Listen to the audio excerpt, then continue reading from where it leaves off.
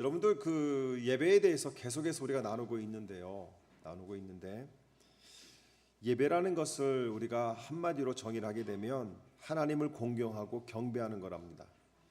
하나님을 공경한다는 것은 하나님을 존경하는 것이죠. 그리고 경배라는 것은 그 앞에 우리가 엎드리는 걸 얘기를 합니다. 사실은 하나님 앞에 와서 우리가 이렇게 하늘을 쳐다볼 수 있는 것도 이건 은혜예요. 은혜. 우리가 감히 하나님을 쳐다볼 수 없는 존재들 아니었습니까? 근데 하나님을 바라볼 수 있는 것이 우리가 은혜인데 이제는 하나님을 바라보는 것이 아니라 자꾸 다른 곳을 바라보는 시대가 된 것 같아요. 하나님을 믿는다 하면서도 하나님만 바라보지 못하고 이것저것 바라보는 우리의 인생, 그 인생이 오늘 말씀 속에서 하나님만 바라보는 인생으로 변화되기를 축복합니다. 여러분들 그 예배는 하나님을 영화롭게 하는 것이다 이렇게 얘기하고요. 그다음에 하나님의 영광에 온전히 우리가 사로잡히는 것이 예배라고 얘기합니다. 그러면 예배는 보는 것이 아니에요. 예배는 드리는 겁니다. 1부 때도 그런 말씀을 드렸었는데 한국 기독교가 1970년대를 지나 80년대, 90년대로 급격하게 성장을 했었어요. 또 미국도 마찬가지죠. 미국도 80년대, 90년대 이민자들이 몰려 들어오면서부터 한인 교회들이 급속하게 성장을 했습니다. 그런데 성장하는 만큼 교회가 준비를 못했어요.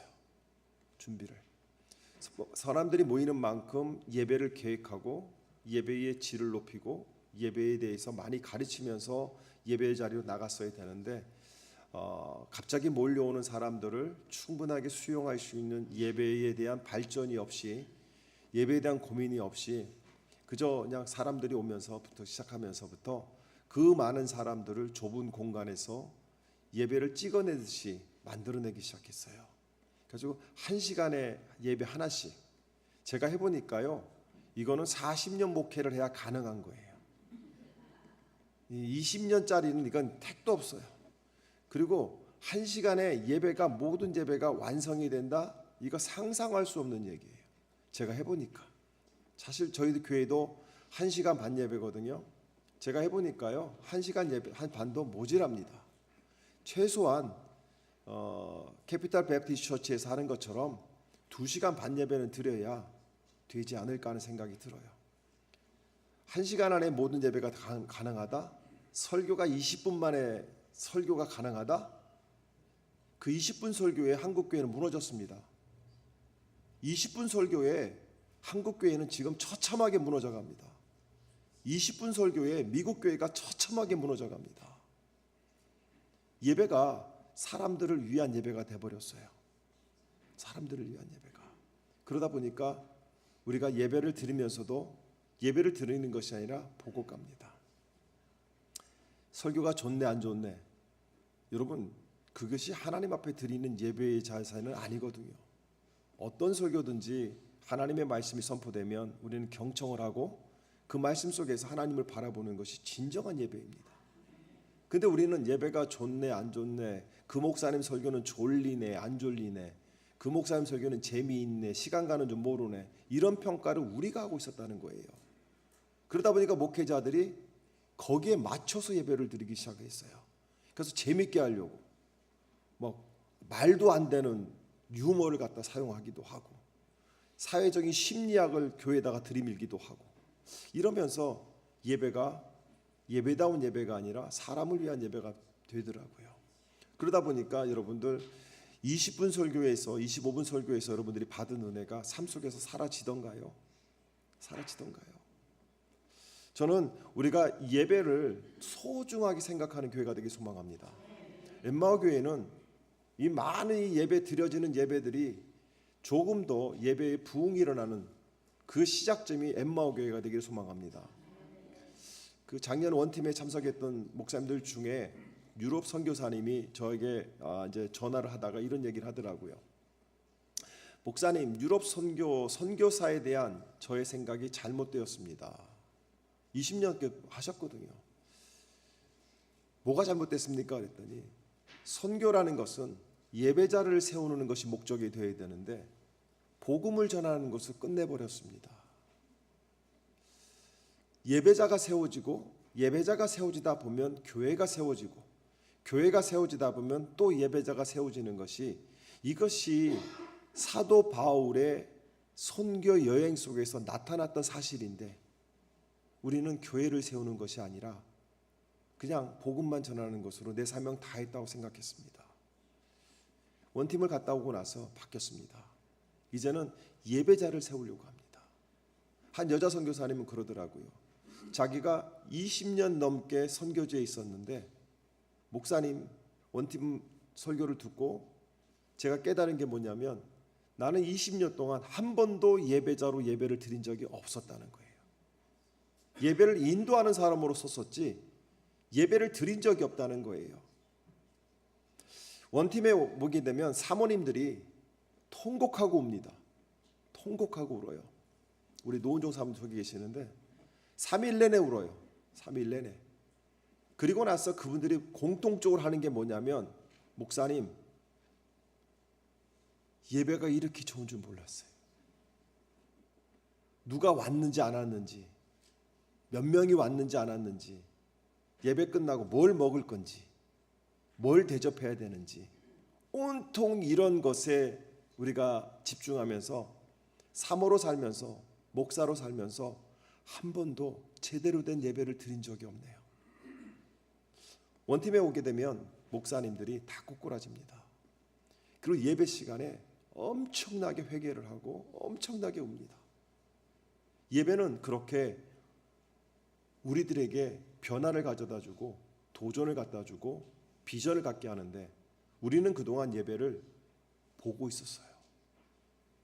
그리고 목사님들도 보고 있더라고요.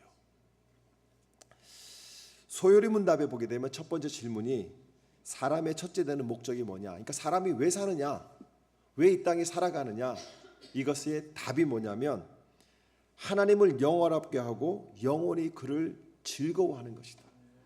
이건 예배거든요. 그러니까 우리가 살아가는 목적이 뭐냐, 왜 우리가 이 땅에 사느냐, 예배하는 거예요. 하나님을 예배하는 거예요.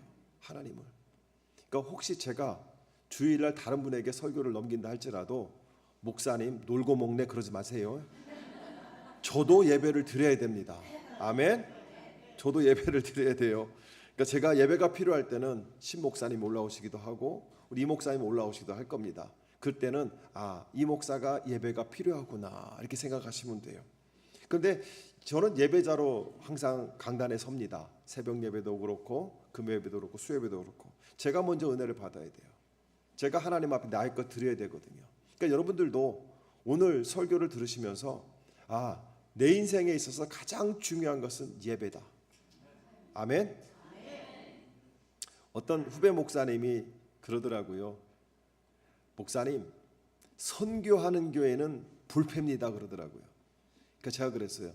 그러면 이 땅에 문 닫은 교회들은 선교를 안 했냐? 다 했거든요. 그래서 그분한테 그랬어요. 예배하는 교회는 불패다. 선교를 아무리 많이 해도 예배하지 않는 교회는 망한다. 왜? 하나님이 받으시는 예배가 가장 중요한데 우리는 그것을 잃어버렸다.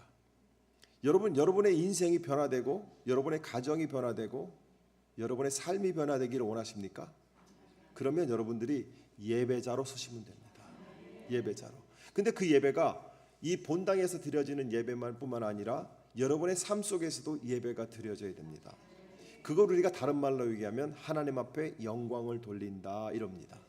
아멘. 하나님께 영광이라는 건 뭘까요?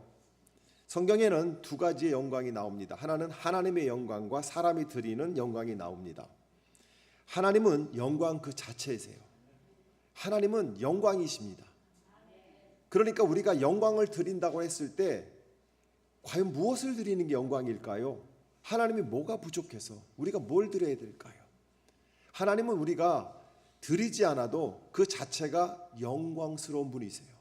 그 자체가. 그렇다면 우리가 드리는 영광이 과연 무엇을 영광으로 드려야 되는 것인가? 어떻게 하는 것이 주님께 영광이 되는 것인가? 시편 29편 1절에 보게 되면 영광과 능력을 여호와께 돌릴지어다 그랬는데 우리는 대체 어떻게 하는 것이 하나님 앞에 영광을 돌리는 걸까요? 제가 가지고 있는 성경이 몇 가지냐면 하나, 둘, 셋, 넷, 다섯, 여섯, 일곱, 여덟, 아홉, 10가지를 갖고 있거든요. 10가지를. 저한테 여러분이 성경을 선물하면 제가 기뻐할까요? 슬퍼할까요? 안 기뻐해요. 10권이나 있는데 뭘 성경을 줘요 저한테. 지금 나와 있는 모든 성경은 다 가지고 있는데. 그렇다면 하나님의 영광 그 자체인데 무엇을 드려야 하나님이 기뻐하실까요? 여러분들이 물질을 드리면 기뻐하실까요? 여러분들이 찬양을 드리면 기뻐하실까요? 여러분들이 기도를 드리면 기뻐하실까요? 여러분들이 봉사를 하면 기뻐하실까요? 맞습니다. 그것이 오늘 설교의 내용인데요. 우리가 하나님 앞에 영광을 돌린다는 것은 무엇을 드리는 것이 아니라 어떻게 살아가느냐예요. 삶 속에서 삶의 예배가 과연 어떻게 드려지느냐, 그것이 하나님 앞에 어떻게 영광을 돌리느냐로 우리에게 다가온다는 것이죠. 디도서 2장 9절입니다. 찾아보시기 바랍니다. 오늘 성경을 많이 찾습니다. 성경을 많이 찾으니까 성경을 펴놓으세요. 디도서 2장 9절에서 10절입니다. 디도서 2장 9절에서 10절 같이 읽습니다. 시작. 종들을 가르치되 모든 일에 주인에게 복종하고 그들을 기쁘게 하고 말대꾸를 하지 말고 훔쳐내지 말고 온전히 신실하라고 하십시오. 그러면 그들이 모든 일에서 우리의 구주이신 하나님의 교훈을 빛낼 것입니다. 이 얘기가 뭐냐면 종들에게 가르치라는 거예요. 불평하지 마, 불만스럽지 말고 네 신세를 한탄하지 말고 네가 종이라 할지라도 말대꾸하지 말고 기쁘게 그 일을 감당하라는 거예요. 네가 크리스천이라고 한다면 그것이 하나님의 교훈을 빛낼 것이다. 다른 말로 얘기하면 하나님의 영광을 드러낸다는 겁니다. 내가 종이라 할지라도, 내가 노예라 할지라도 예수를 믿는 사람이라고 한다면 하나님 때문에 주인에게 충성을 다하는 겁니다. 그 충성을 다할 때에 그것이 하나님 앞에 영광이 된다는 거예요. 또한 우리가 하나님 앞에 영광을 돌려야 되는 이유가 또 있습니다. 계시록입니다. 찾아보시기 바랍니다. 계시록 4장 11절. 계시록 4장 11절.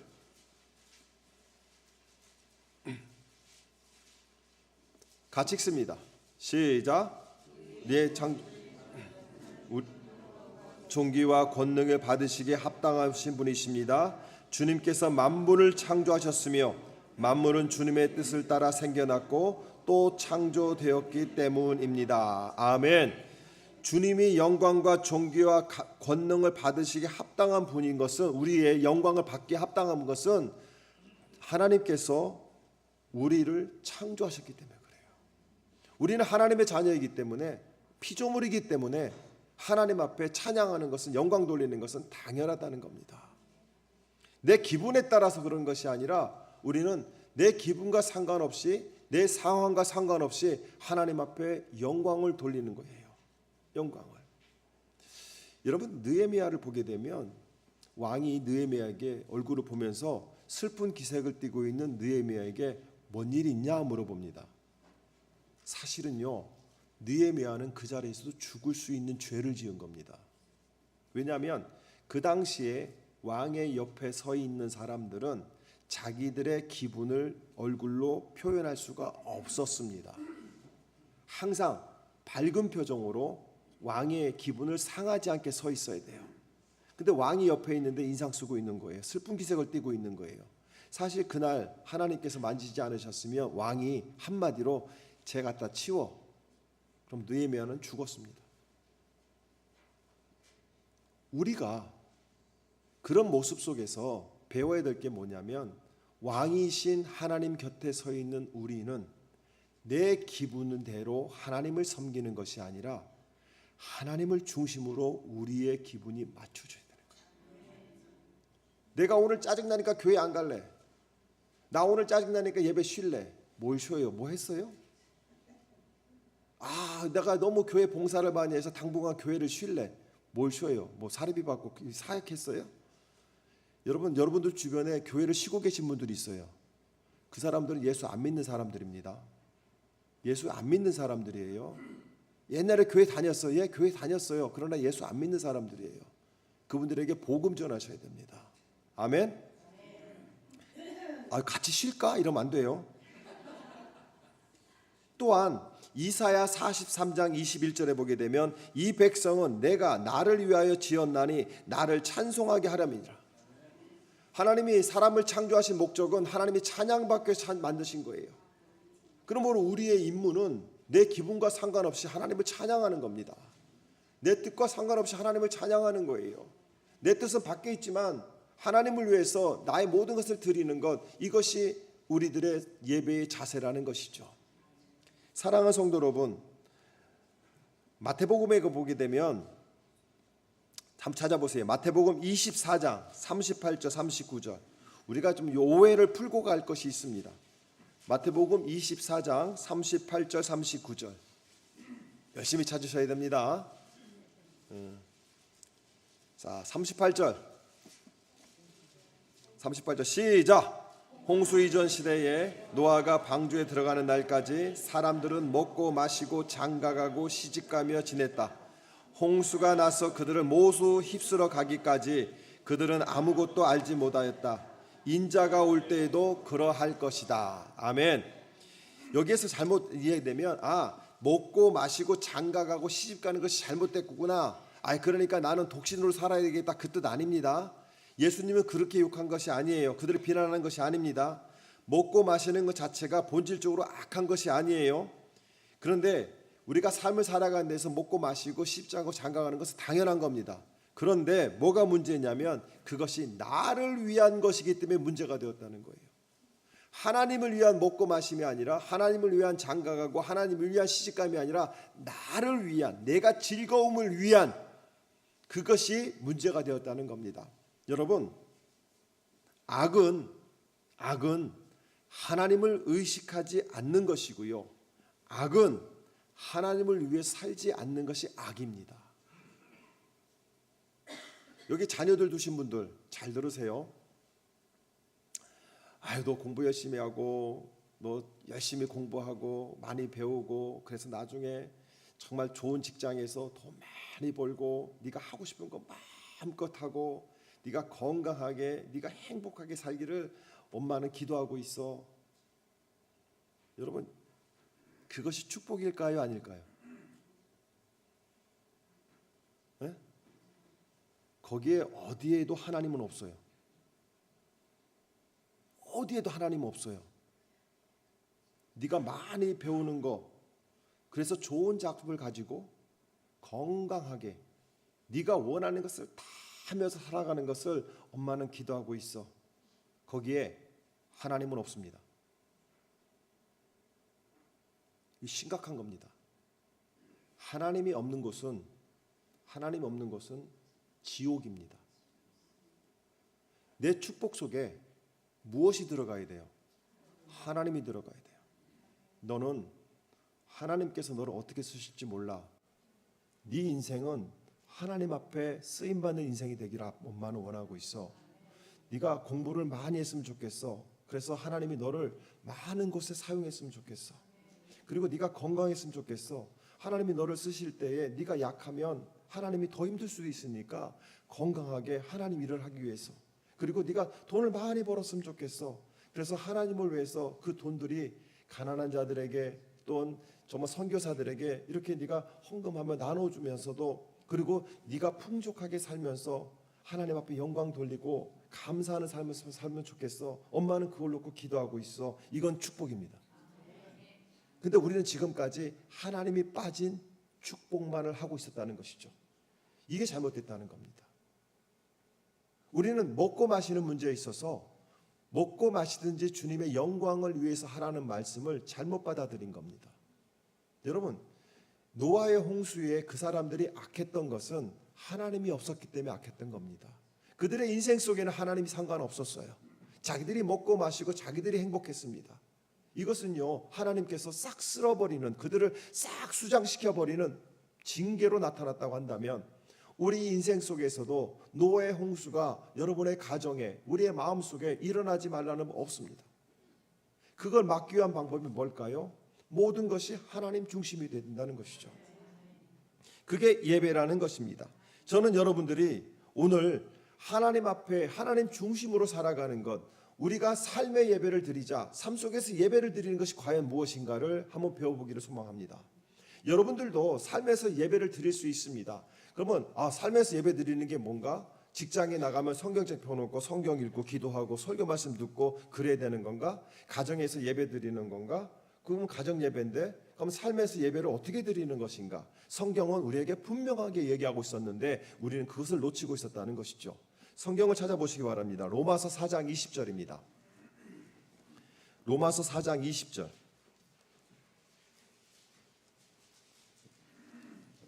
오늘은 성경을 구약 신구약을 넘나들 겁니다.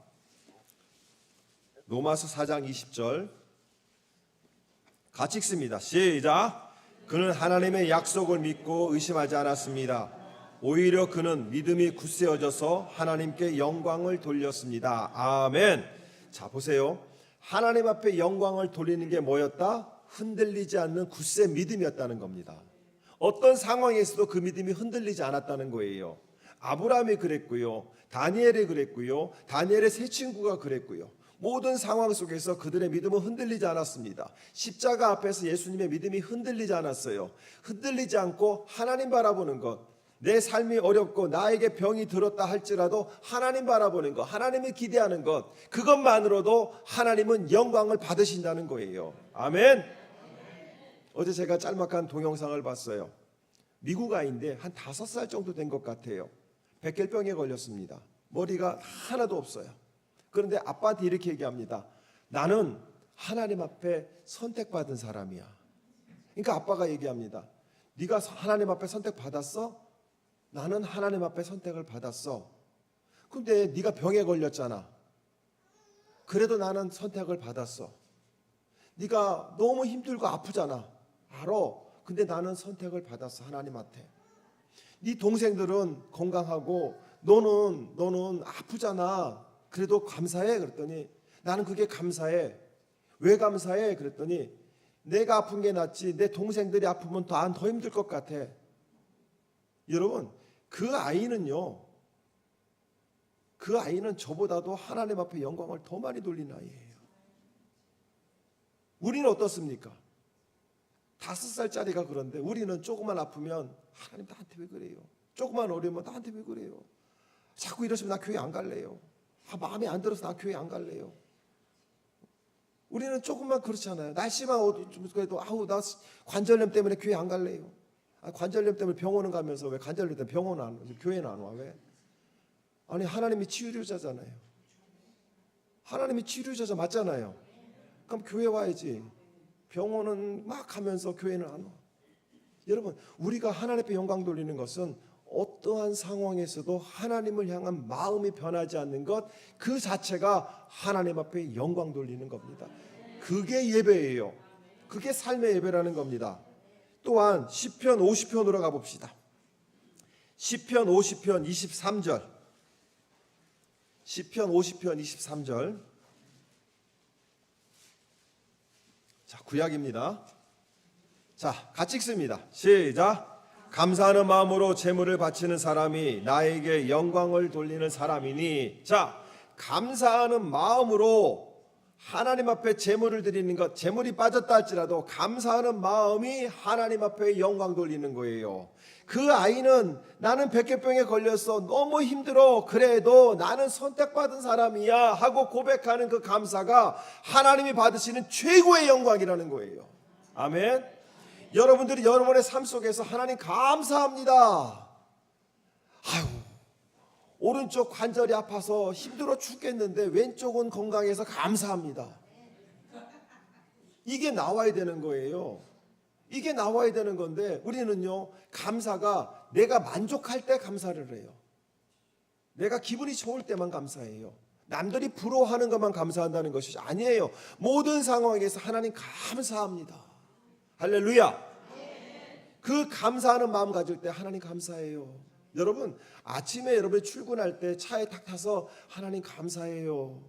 한마디만 해도, 아니 침대에서 일어나지 않고 눈 감고 눈 부시시 뜨면서 하나님 감사해요, 이 한마디가 예배예요. 예배가 어려운 거 아니에요. 삶의 예배는 감사로 드려지는 겁니다. 또 찾아볼까요? 요한계시록 16장으로 갑시다. 요한계시록 16장.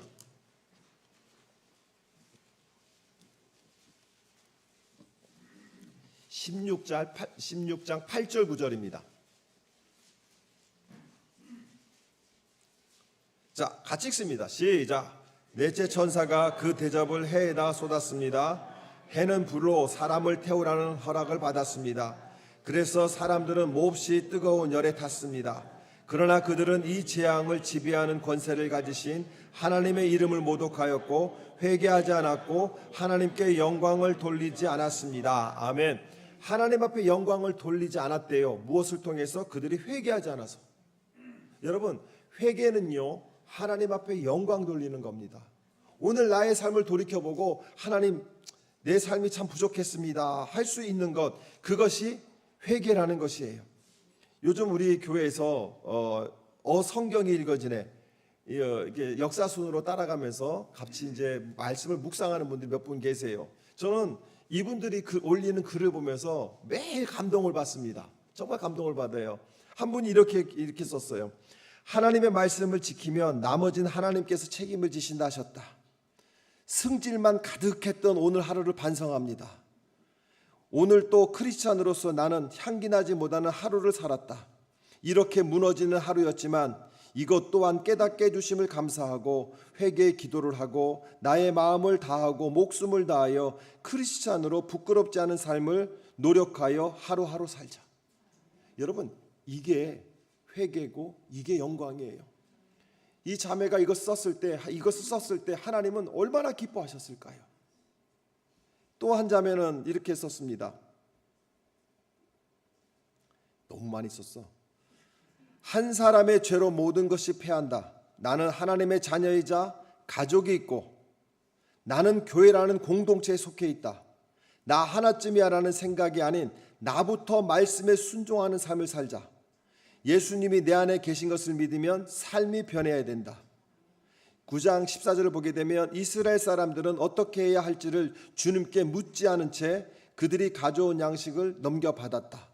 나는 주님께 내 생각이 아닌 주님께 묻고 있는가? 주님께 묻고 또 묻자.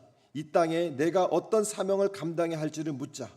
여러분, 이것이 자신의 삶을 돌이켜보면서 나 하나쯤이야가 내 가정을 무너뜨릴 수가 있고 나 하나쯤이야가 내 교회를 무너뜨릴 수 있다는 것을 알고 그 마음을 붙잡겠다고 하나님 앞에 기도한 것처럼 쓰신 이 책이, 이 글이 하나님 앞에는요 큰 영광이라는 겁니다. 교회를 몇 개 세우는 것보다도 더 큰 영광일 수 있다는 겁니다. 왜요? 내가 교회의 일원이라는 것, 하나님 나라의 교회의 일원이라는 것을 잊지 않고 있다는 것이에요. 사랑하는 성도 여러분, 예배라는 것은 그렇게 내가 하나님 앞에서 부끄러운 것을 회개하는 것, 여러분, 죄를 회개하지 않는 것이 부끄러운 겁니다. 죄를 회개하는 것은 부끄러운 게 아니에요. 그것은요 하나님 앞에 영광 돌리는 겁니다. 저는 여러분들이 회개함으로 하나님 앞에 영광 돌리는 저와 여러분 되기를 축복합니다. 요한복음 15장 8절 한번 가보시겠습니다. 요한복음 15장 8절. 평생 교회 다니면서 이렇게 많이 성경을 찾아본 적이, 아니 세상에 이런 일이. 요한복음 15장 8절입니다. 이거를 안 찾으면 목사님이 하고 싶은 얘기 하나보다 그러거든요. 성경에 있는 것을 말씀을 드리는 겁니다. 같이 읽습니다. 시작. 너희가 열매를 맺어서 내 제자가 되면 이것으로 내 아버지께 영광을 받을 것이요 얘기합니다. 너희가 성령의 열매, 믿음의 열매, 신앙의 열매를 맺으면 그것이 하나님 앞에 영광이 된다는 거예요. 내가 열매를 맺는 게 뭘까요? 내 언어가 바뀌고 내 생각이 바뀌고 내 삶의 태도가 바뀌고 내가 지향하는 목표가 바뀌고 그것으로 인하여 나의 삶의 태도가 바뀌고 예배 태도가 바뀌면 그것이 열매라는 겁니다. 그 열매를 맺음으로 몇 개를 맺었는가가 아니에요. 얼마나 크게 맺었는가 아니에요. 열매를 맺는 그 자체가 하나님 앞에는 영광이라는 겁니다. 아멘. 여러분들이 오늘 예배를 드리고 나서 밖에 나가셔서 누군가가 뭐라고 했을 때 내가 받은 은혜가 있으니 내가 저 사람을 욕할 것이 아니라 내가 너를 위해서 기도하겠다 하는 마음으로 인내하는 것, 그것만으로도 힘들고 어렵지만 하나님 앞에는 영광이 된다는 겁니다. 받은 만큼 돌려줄 거야 이게 것이 아니라, 그래 네가 나한테 그렇게 할지라도 네가 하나님을 모르니까 내가 너를 위해서 기도하마. 여러분, 하나님은 그 묵상의 기도를 들으신다는 것이죠. 사랑하는 성도 여러분, 요한복음 14장 13절로 한번 또 가봅시다. 회개가 영광이고 삶의 열매가 하나님 앞에 영광을 돌리는 거란다면, 다섯 번째로 요한복음 14장 13절에서는 뭐라고 얘기할까요? 같이 읽습니다. 시작. 내가 내 이름으로 구하는 것은 내가 무엇이든지 다 이루어 주겠다. 이것은 아들로 말미암아 아버지께서 영광을 받으시게 하라는 것이다. 아멘. 자, 내 이름으로, 예수님의 이름으로 너희가 기도하면 다 이루어 주겠다는 겁니다. 그런데 중요한 것은요, 여기에서 그러면 우리가 아무거나 기도하고 마지막에 예수님의 이름으로 기도합니다 하면 다 들어주실까요? 아니라는 겁니다. 이름이라는 것은 명예가 있어요. 인격이 있는 겁니다. 예수님의 이름에는 값어치가 있는 거예요. 예수님의 이름에 합당한 기도를 드릴 때 뭐든지 하나님은 들어주시는데, 예수의 이름에 맞는 기도를 드릴 때 그것이 하나님 앞에 영광이 된다는 겁니다. 예수님의 이름 속에는 죄사함의 은혜가 있고요, 예수님의 이름 속에는 사랑이 있고요, 예수님의 이름 속에는 은혜가 있잖아요. 그럼 내가 기도하는 것이 나의 바람을 기도하는 것이 아니라 예수님의 이름에 합당한 기도를 드릴 때 그 자체가 하나님의 영광이 된다는 겁니다. 한국은 요즘 좌파 우파 이렇게 싸우더라고요. 그러면 좌파에서는 이렇게 기도할 거 아니에요. 우파를 쓸어 주십시오. 우파에서는 그럴 거 아니에요. 좌파를 쓸어 주십시오. 막 그럴 거 아니에요. 하나님이 그 기도 들어주실까요? 하나님의 이름에 맞는 기도일까요? 그러므로 우리의 기도에 맞는 기도를, 하나님의 이름에 맞는 기도를 내가 찾아갈 때, 하나님의 뜻을 위해서 내가 기도할 때 하나님께서는 그 기도를 들으시면서 네가 내 이름에 맞는 기도를 하는구나, 그 자체로 하나님은 영광을 받으시는 거예요. 저는 여러분들이 무엇인가를 얻어내는 수단으로 기도하는 것이 아니라 하나님과 교제하는 거예요. 이름을 걸고 교제하는 거예요. 예수의 이름을 걸고 하나님과 교제하는 거예요. 하나님을 알아가는 거예요. 그래서 당신의 뜻이 이루어지기를 기도합니다. 즉 내 뜻이 아니라 하나님의 뜻. 내 뜻은 내 아들이 공부 많이 해서 좋은 직업을 가지고 연봉이 많은 회사에 들어가서 돈 많이 벌어서 좋은 차 타고 건강하게 오래 새끼들과 살아가는 게 내 뜻이지만, 하나님의 뜻은 그런 지혜를 가지고 하나님의 영광을 살아가는 것, 나를 위해서 너희가 쓰임받는 것이 하나님의 뜻이라고 한다면 우리는 기도의 내용을 바꿔야 되겠죠. 내 뜻이 이루어지는 기도가 아니라 하나님의 뜻이 이루어지는 기도가, 기도 자체가 하나님 앞에 영광이 된다는 거예요. 그 말씀이 뭐예요? 내 기도가 하나님 앞에 영광이 될 때 그 기도가 응답이 되는 거예요. 반대로 얘기하면 내 기도가 하나님 앞에 영광이 되지 않으면 그 기도는 응답이 되지 않습니다. 아무리 예수의 이름을 갖다 붙여놔도 하나님의 영광이 되지 않습니다. 만약에 예수의 이름만 붙이면 모든 것이 응답되어진다고 착각하면, 하나님 이 땅에 불교가 흥황하게 해주세요, 예수님의 이름으로 기도했습니다, 아멘 하면 이것이 응답이 돼요, 안 돼요? 안 되는 거잖아요, 그거는. 근데 우리는 기도를 그렇게 하고 있다는 것이죠. 하나님의 이름에 맞는 기도가 되기를 축복합니다. 자, 베드로전서 4장 16절로 갑니다. 베드로전서 4장 16절. 예빈아, 성경 찾아. 나 쳐다보지 말고. 우리 예빈이가 나를 똑바로 쳐다보네.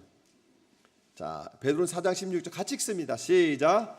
그러나 그리스도인으로서 고난을 당하면 부끄러워하지 말고 도리어 그 이름으로 하나님께 영광을 돌리십시오. 아멘. 여기서 뭐라고 합니까? 그리스도인으로서 고난을 받는 거예요. 내가 예수를 믿는 것으로 고난을 받을 때 나는 고난이고 고통이고 아픔이지만 그것이 하나님께는 영광이라는 겁니다. 그래서 순교가 영광인 거예요. 예수님 때문에 죽는 거잖아요. 예수님 때문에 욕 먹어야 되잖아요. 예수님 때문에 사람들로부터 손가락질 당해야 되는 것이에요. 내가 못 믿어서가 그런 것이 아니라. 어떤 분이 길거리에서 예수가 왕입니다. 예수가 주님이십니다. 예수가 당신을 사랑합니다. 막 했더니 지하철에서 한 분이 예수님 막 설명했어요. 예수를 믿으라고. 그랬더니 한 청년이 그 앞에 가더니 그 어르신 싸대기를 때리더라고요. 예수 믿어. 근데 그걸 맞으면서 뭐라고 하냐면 그래도 하나님은 너를 사랑하신다. 어떤 나라에서는 예수 믿으라고, 예수님이 주인이시라고, 예수님이 구세주라고, 예수님이 당신을 사랑한다고 그랬더니 한 청년이 저 뒤에서 있다가 막 오더니 얼굴에다 침을 확 뱉어버리더라고요. 입 닫으라고. 여러분들이 여러분의 남편, 여러분의 자녀들이 예수를 믿지 않는 것을 가만히 내버려 두면서 하나님 언젠가 저 사람이, 언젠가 내 남편이, 언젠가 내 자녀가 주님께로 돌아올 수 있는 축복을 달라고 여러분들이 입 다물고 있다 한다면 하나님이 기뻐하실까요? 남편이 성경책을 찢어버리더라도, 남편이 격한 소리로 나에게 욕한다 할지라도 당신 예수님이 필요해. 당신 예수 믿어야 돼. 하나님은 당신을 사랑해. 하나님은 당신을 기다려. 그러면서 정성을 다해서 밥을 해주고 빨래를 해주고 살펴주고 사랑한다고 고백하면서 계속해서 당신은 하나님의 자녀야. 그럴 때 돌아오는 것이 성경을 찢어버리고 따귀를 때리고 침을 뱉는다 할지라도 나는 고통이고 나는 수치스럽고 나는 아프지만 그것이 하나님에게는 영광이라는 겁니다. 그렇다고 가서 약 올리지는 마세요. 빌립보서 4장 19절입니다. 빌립보 4장 19절.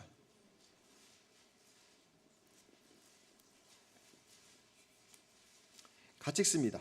시작. 나의 하나님께서 자기의 풍성함을 따라 그리스도 예수 안에서 있는 영광으로 여러분에게 필요한 것을 모두 채워주실 것입니다. 하나님 우리 아버지께 영광이 영원히 있기를 빕니다. 아멘. 여기 보게 되면 우리의 필요한 것을 누가 채워주신다고요? 하나님이 채워주신다는 거예요. 즉 뭐냐면 지금 내 삶에 필요한 것은 하나님이 책임져 주신다는 그 믿음, 만족하는 믿음을 가질 때 하나님은 영광을 받으시는 거예요. 하나님 감사해요. 감사해요. 사람들이 볼 때는 우리 집이 궁핍해 보이고 많이 없는 것 같고 그렇지만 그래도 감사해요. 감사해요. 참 감사해요. 여러분 그런 것이 하나님 앞에 영광이라는 거예요. 아우 내 차는 맨날 그냥 덜덜덜덜거리고 언제 쓸지 몰라. 아우 이거 언제 바꾸나. 아우 난 바꿨으면 좋겠어. 이게 아니라 하나님 덜덜거려도 내 차가 있으니 감사합니다. 데살로니가후서 3장 1절입니다. 데살로니가후서 3장 1절 같이 읽습니다. 데살로니가후서 3장 1절 시작. 마지막으로 형제자매 여러분, 주님의 말씀이 여러분에게 퍼진 것 같이 각처에 속히 퍼져서 영광스럽게 되도록 우리를 위해 기도해 주십시오. 하나님의 말씀을 끝까지 전하는 증인이 될 때 그것이 하나님 앞에 영광이 된다는 겁니다. 여러분의 친구들 만나는 분들 중에 예수를 안 믿는 분에게 이렇게 얘기하세요. 하나님은 너를 사랑해. 야, 너 한 번만 더 그런 소리 하면 나 너 안 만나. 그래, 나를 안 만나더라도 하나님 만났으면 좋겠어. 목사한테 와서 이렇게 얘기를 해요. 목사님 제 친구가 있는데요. 하나님 얘기만 하면 경기를 하고 안 만난대요. 그래서 제가요 그에게는 말을 안 해요. 그리고 속으로만 기도해요. 하나님이 그렇게 부끄러운 분이세요? 속으로만 기도하면 되는 건가요? 아니에요. 그 사람에게 얘기하는 거예요. 너 예수가 필요해. 너 예수에 믿어야 돼. 나는 이 땅에서 네가 제일 좋아. 난 친구가 많지 않아. 너밖에 없어. 그런데 나는 너와 천국에서도 친구가 되고 싶어. 여러분 끝까지 이 땅에서 복음을 전하는 것, 그렇게 우리가 살아갈 때 어느 상황에서도 흔들리지 않는 믿음을 가지고 모든 상황에서 감사하고 하루하루를 돌아보며 죄를 회개하고 내 신앙의 열매를 맺기 위해서 기도하고 확신 있는 예수의 이름에 걸맞는 기도를 하며 하나님 때문에 고난을 받는다 할지라도 기쁨으로 그 고난을 만족하고, 그리고 내가 세상 사람들 볼 때는 부족하지만 내 삶에 대해서 만족하고 감사하는 마음, 그리고 마지막 때에 예수 그리스도를 증거하는 그 삶, 이것이 삶 속에서 이루어질 때 그것이 삶의 예배예요. 예배가 삶이 되고 삶이 예배가 되게 하라. 예배가 여러분이 주일날 드리는 이 예배의 은혜를 가지고 여러분의 삶 속에 가서 만족하고 감사하고 찬양하고 회개하고 그리고 복음을 전할 때 그것이 화려하지 않더라도 하나님은 그것을 예배로 받으시고 그 행위 하나하나가 하나님 앞에 영광이 된다는 것입니다. 근데 놀라운 사실은 뭐냐면요, 그 은혜가 내 안에 있을 때 예배의 예배자로 내 안에 성령이 충만해지게 되면 이 세상이 아름답게 보여요. 저 솔로몬의 화려한 옷보다 백합화가 훨씬 이쁘게 보이는 거예요. 아침마다 창가에서 시끄럽게 지저귀던 그 새들의 그 울음소리가 언제부턴가 찬양의 소리로 들리기 시작해요. 그리고 하나님의 섭리가 너무 감사해서 하나님 이렇게까지 하나님 이렇게까지 저를 사랑하시나요? 고백이 되는 거예요. 근데 우리는 이 찬양을 잘 알고 있어요. 참 아름다워라 주님의 세계는 저 솔로몬의 옷보다 더 고운 백화파. 주찬송하는 듯 주찬송하는 듯 저 맑은 새소리 내 아버지의 지으신 그 솜씨 깊도다. 믿습니까? 이것이 내 삶 속에서 내가 하는 그 하나하나가 하나님 앞에 영광이 될 때에 그 은혜가 내 안에 가득 차게 되면 시끄럽게 들리던 새의 소리가 하나님을 찬양하는 찬양의 소리를 들리고, 어제와 똑같은 세상이 오늘 아름답게 보이고, 오늘 내 앞에 있는 그 사람들이, 내 남편이, 내 아내가, 내 가족들이, 내 직장 동료들이 정말 사랑스럽게 보이고 그들에게 복음을 전하고자 하는 마음이 생기면서 항상 부족했던 내 인생이 이제는 넉넉한 인생으로 변하지 않았다 할지라도 여전히 내 통장에 돈은 모자라고 여전히 오늘 하루 벌어서 하루 먹는 인생일지라도 내가 오늘 하루 살 수 있음에 감사하는 고백이 우리 삶 속에서 넘쳐나는 것, 그것이 바로 하나님 앞에 영광 돌리는 삶이고 그것이 바로 삶의 예배가 된다는 것입니다. 사랑하는 성도 여러분, 하나님이 여러분의 인생의 주인이 되면 참 아름다워라 주님의 세계는 이렇게 고백할 수 있어요. 하나님이 여러분의 마음의 진정한 주인이 되시면 솔로몬의 옷보다 내 옷이, 내 가정이 더욱 행복하게 보이고, 하나님의 은혜가 내 안에 가득하면 화려한 어떤 집보다, 수백만 불짜리 집보다 작지만 원베드룸이지만 사랑하는 가족이 있음에 감사하고, 하나님의 은혜가 내 안에 가득 차면 내 자녀가 무엇을 하든 그가 최선을 다하여 예배하는 예배자가 되면 그 아이가 감사하다는 것이죠. 여러분, 이 은혜의 자리, 삶이 예배가 되고 예배가 되는 그 은혜를 여러분 누려보지 않으시겠습니까? 우리 1절 한번 더 찬양해 볼까요? 진정으로 하나님, 나도 주님의 세계가 아름다운 것 느끼고 싶어요. 하나님, 나도 삶에서 예배를 드림으로 말미암아 하나님 앞에 영광 돌릴 때에 솔로몬의 옷보다도 드레핀 백합화가 더욱 아름답게 보이고, 세상 사람들은 나의 모습을 초라하게 여긴다 할지라도 하나님, 내가 너무 사랑스러운 마음이 닿고 싶어요. 우리 이 찬양의 가사가 나의 신앙의 고백이 될 수 있도록 내 삶 속에 예배가 일어날 수 있도록, 내 삶 속에 영광이 드러날 수 있도록 우리 찬양하면서 기도로 나가겠습니다.